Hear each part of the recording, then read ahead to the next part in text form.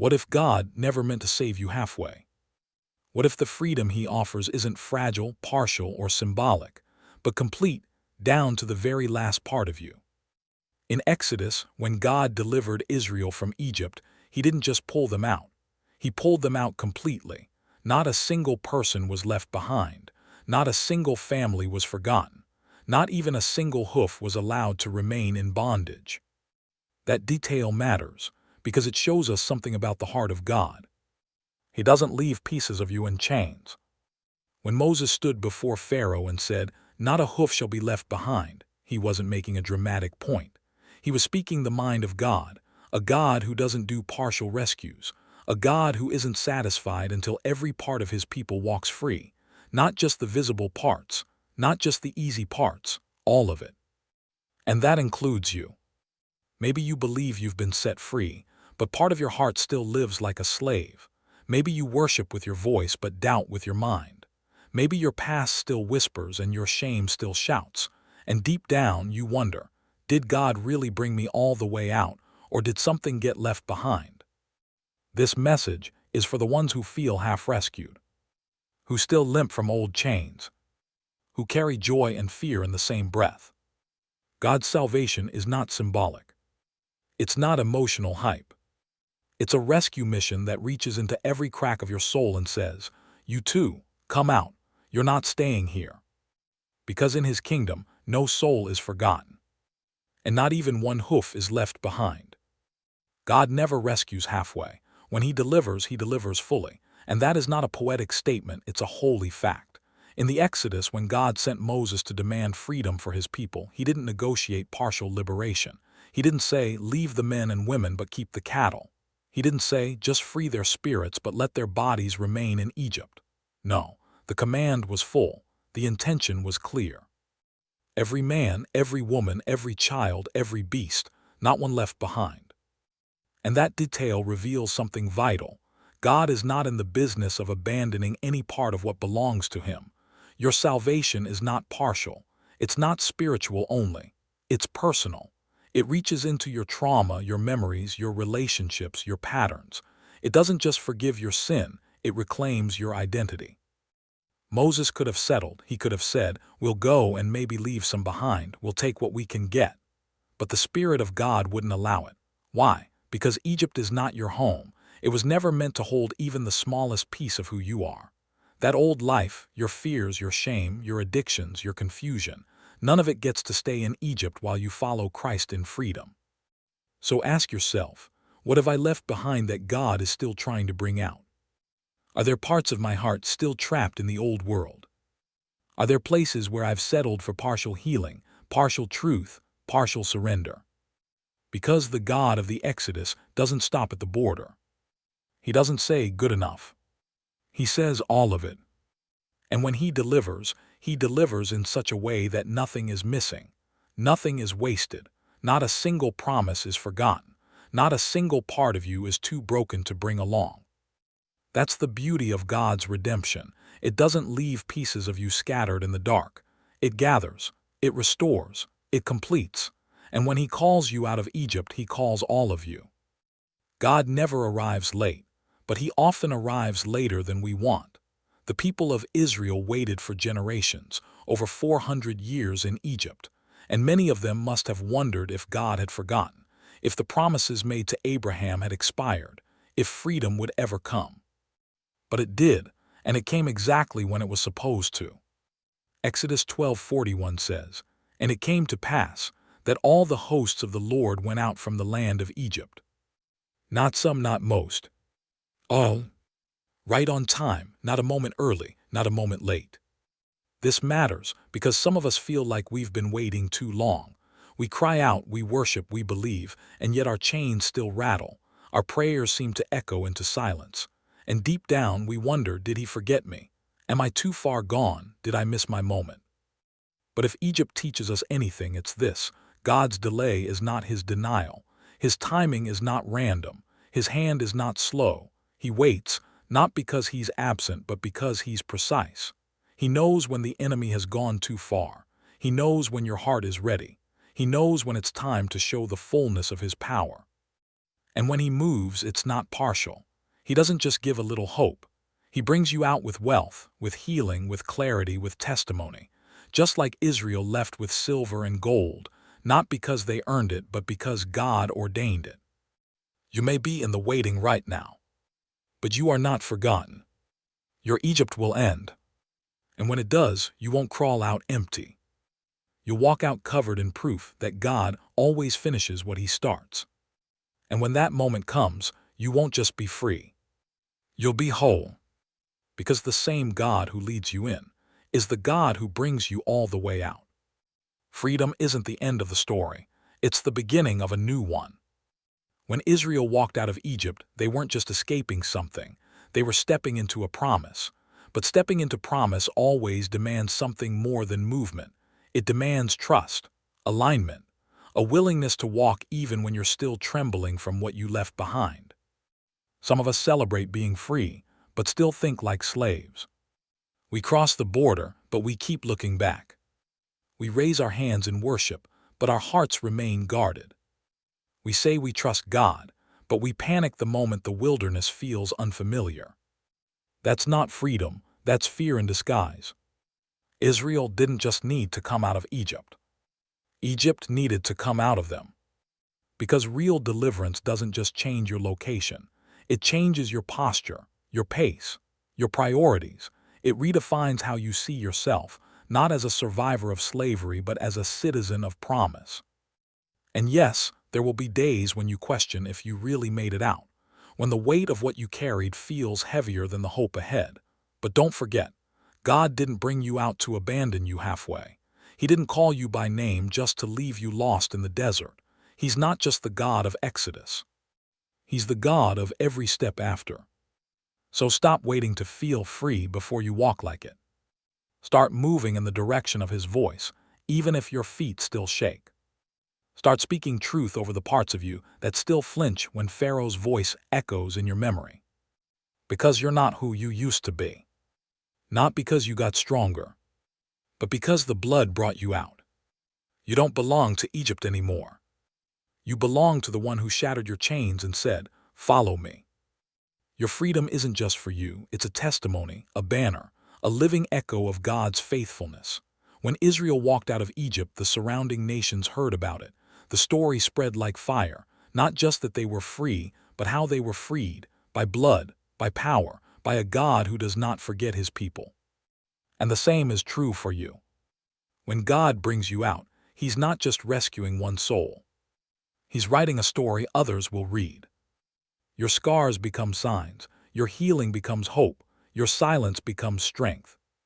Not because you wanted to be the example, but because grace is never quiet when it's real. Somebody is watching your exodus. Someone needs to see that you made it. That you didn't stay stuck, that the chains didn't win, that the darkness didn't get the final word. Because we live in a world full of spiritual slaves. People chained to guilt, shame, addiction, anxiety, secrets they've buried for years. And they don't need perfect Christians. They need freed ones. Not people who preach escape, but people who walk in evidence. The enemy will try to convince you to hide your story, to mute the miracle, to downplay what God did. But you weren't delivered to disappear. You were called to carry light into places where others still sit in shadows. And no, you're not perfect. But you are proof. Proof that the blood still works. Proof that God still breaks chains. Proof that no one is too far gone, too messed up, too late. So don't waste your freedom. Walk in it boldly. Live like someone else is waiting for your story. Because they are. God doesn't just rescue your soul. He reclaims everything the enemy tried to steal. When he led his people out of Egypt, it wasn't just about survival. It was about restoration. They didn't crawl out empty-handed. They walked out with silver and gold, with heads held high, with the weight of slavery lifted off their backs and the evidence of victory in their hands. That's who your God is. He's not content with leaving you 70% healed. He doesn't want you limping into freedom, dragging regrets, losses, or shattered dreams behind you. He wants to restore what you stopped asking for. The laughter, The identity, the purity, the boldness, the things you buried because you thought they were too broken to recover. But he remembers every part, even the ones you forgot, even the pieces you thought were too small, too ruined, too shameful to matter. When Moses said, "Not one hoof shall be left behind," he meant it. Not one, not a scrap, not a remnant left under Pharaoh's grip. Because God's redemption is not symbolic, it's surgical. It doesn't sweep pain under the rug. It digs deep and heals from the root. Maybe that's why the journey takes time. Because he's not just getting you out of Egypt. He's reaching into the places Egypt got into you. Into your thinking, your patterns, your memories. And with every step he says, "That too, I want that back." He wants the version of you that trusts again, that dreams again, that dances again, that speaks boldly, prays fiercely, and believes without flinching. Because no matter how long it's been, nothing in you is too far for him to redeem. Coming out of Egypt wasn't just about escaping slavery. It was about stepping into a new identity. The people who once bowed under Pharaoh's whip were now following the cloud of God's presence. They weren't just freed from something, they were called into something greater. They were no longer a group of survivors. They were sons and daughters. And so are you. When God rescues you, he doesn't just break chains. He also breaks lies, the lie that says you're still dirty, the lie that whispers you're too far gone, the lie that names you by your worst moment. God doesn't just call you out of bondage, he gives you a new name. Not victim, not failure, not forgot. He calls you redeemed. He calls you clean. He calls you his. And that identity isn't based on your progress. It's based on his promise. Israel didn't earn the right to be God's people after they left Egypt. They were already his before they understood, before they obeyed, even before they believed fully. That's how grace works. It doesn't wait. It claims. Yet how many of us are still trying to earn a name God has already given us? Still carrying shame that was nailed to a cross? Still living like Pharaoh's voice is louder than God? You don't belong to Egypt anymore. So stop answering when your past calls. Stop living like you're still chained. You're not. And even when you don't feel free, you are marked. Not by your performance, not by perfection, by blood. Walk like someone who belongs. Pray like someone who's already welcome. Live like someone who's already loved. Because in God's eyes, that's exactly who you are. There comes a point in every journey where freedom becomes a choice. Not because God needs your permission to save you, but because love invites partnership. He called Israel out of Egypt, but they had to walk. He opened the Red Sea, but they had to step forward. He promised a new land, but they had to leave the old one behind. And the same is true for you. God is not interested in dragging you into your future. He's calling you, drawing you, asking not if you believe he can do it, but if you're willing to let go of what's holding you back. The fear, the control, the hidden sins, the secret shame, the places where you're still standing with one foot in Egypt and the other in hope. This is the moment to decide. Do you want to be free? Or do you just want relief? Because real freedom costs something. It costs your pride. It costs your comfort. It costs your attachment to the familiar. But what you gain in return is everything. Peace, wholeness, restoration, joy that doesn't depend on your circumstances, purpose that outlives your failures. God is not asking for perfection. He's asking for surrender. He's asking you to open the doors of your heart that still say, "Not this part, Lord. This one's too damaged. This one's too dark. This one still belongs to Egypt." And his response is simple. "I want all of it. I didn't come to leave pieces behind." So open your hands. Let go of the small story you've been surviving. Say yes to the greater story he's been writing all along. Not one fear. Not one memory. Not one sin. Not even one hoof left behind. Maybe you're tired, not just in your body but in your spirit.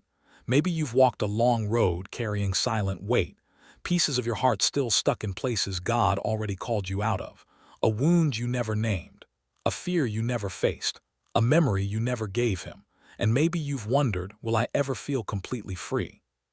The truth is you already are, not because you've done everything right, not because you always feel it, but because the blood that brought you out still speaks, it still covers, and it still claims you as His. Jesus didn't rescue part of you, He came for all of it, the visible and the hidden, the strong and the broken, the healed and the hurting, not one piece left behind, not even one.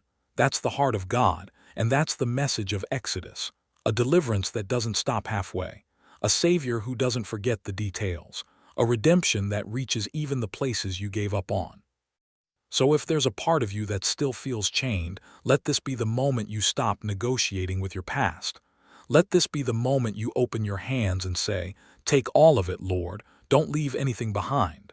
Because He won't. He never has, and He never will. You are not too far gone. You are not too broken. You are not too late. If your heart is stirring right now, if your eyes are burning, if something inside you is saying, "This is for me," don't ignore it. Let that whisper become surrender. Let the truth settle deeper than the lies. Let grace gather what fear scattered. And if this message found you today, don't walk away unchanged. Don't let the Spirit pass by without saying yes. Let this moment be more than content. Let it be a marker, a line in the sand where freedom became real. And if it did, if something eternal touched something fragile in you, subscribe not just to follow, but to stay reminded, to stay rooted, to stay near the voice that says again and again, not one part of you will be left behind.